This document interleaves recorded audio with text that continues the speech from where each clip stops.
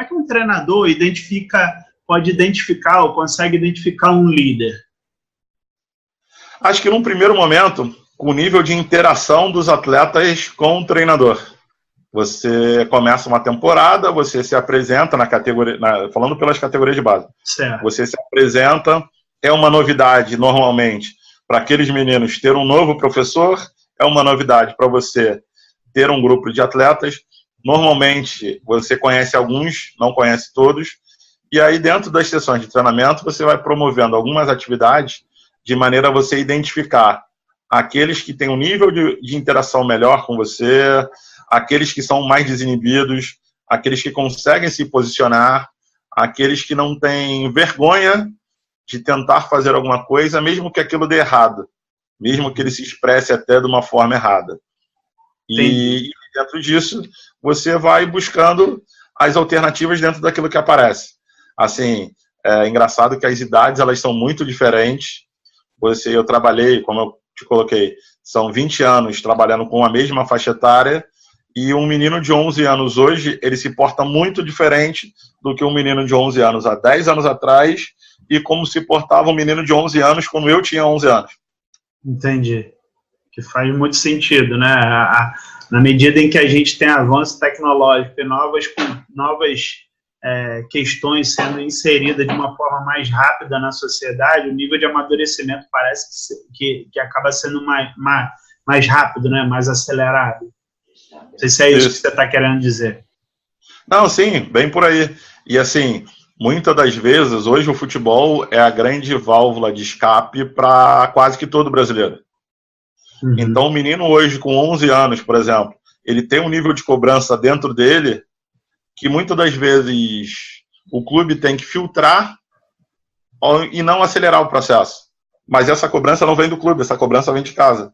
Porque o pai e a mãe acham que porque ele tem uma condição técnica legal, que ele com 11 anos ele é obrigado a sustentar a família. Ele com 15 anos é a ter uma condição financeira totalmente fora da realidade. Então, uma inversão de processos nesse sentido. Aumenta a carga, né, a pressão em cima de um atleta que não tem nem capacidade ou não consegue nem... Ele está num momento onde ele deve ser criança e ele já está recebendo pressões e responsabilidades de um adulto, né? Que em certo ponto não é tão ruim receber responsabilidades, mas dentro na medida da sua idade ou da sua faixa etária e das responsabilidades que de fato você pode assumir de acordo com a sua capacidade naquele momento, né? Querer imputar um nível de responsabilidade, uma pressão tão grande nas crianças acaba sendo...